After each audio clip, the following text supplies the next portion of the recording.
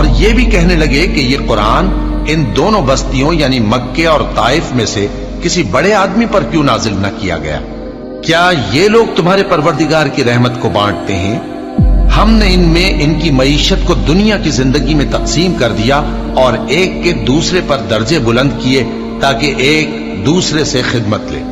اور جو کچھ یہ جمع کرتے ہیں تمہارے پروردگار کی رحمت اس سے کہیں بہتر ہے۔ اور اگر یہ خیال نہ ہوتا کہ سب لوگ ایک ہی جماعت ہو جائیں گے تو جو لوگ اللہ سے انکار کرتے ہیں ہم ان کے گھروں کی چھتیں چاندی کی بنا دیتے اور سیڑھیاں بھی جن پر وہ چڑھتے،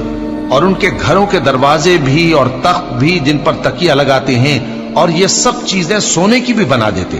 اور یہ سب دنیا کی زندگی کا تھوڑا سا سامان ہے، اور آخرت تمہارے پروردگار کے ہاں پرہیزگاروں کے لیے ہے۔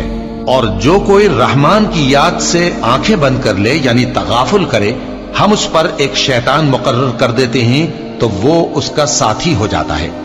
اور یہ شیطان ان کو رستے سے روکتے رہتے ہیں اور وہ سمجھتے ہیں کہ وہ سیدھے رستے پر ہیں، یہاں تک کہ جب وہ ہمارے پاس آئے گا تو اس شیطان سے کہے گا کہ اے کاش مجھ میں اور تجھ میں مشرق و مغرب کا فاصلہ ہوتا، تو برا ساتھی ہے۔ اور جب تم ظلم کرتے رہے تو آج تمہیں یہ بات فائدہ نہیں دے سکتی کہ تم سب عذاب میں بھی شریک ہو، تو کیا تم بہرے کو سنا سکتے ہو یا اندھے کو رستہ دکھا سکتے ہو، اور جو کھلی گمراہی میں ہو اسے راہ راست پر لا سکتے ہو؟ پھر اے پیغمبر، اگر ہم تم کو وفات دے کر اٹھا لیں تو بھی ان لوگوں سے تو ہم انتقام لے کر رہیں گے، یا تمہاری زندگی ہی میں تمہیں وہ عذاب دکھا دیں گے جس کا ہم نے ان سے وعدہ کیا ہے، کیونکہ ہم ان پر قابو رکھتے ہیں۔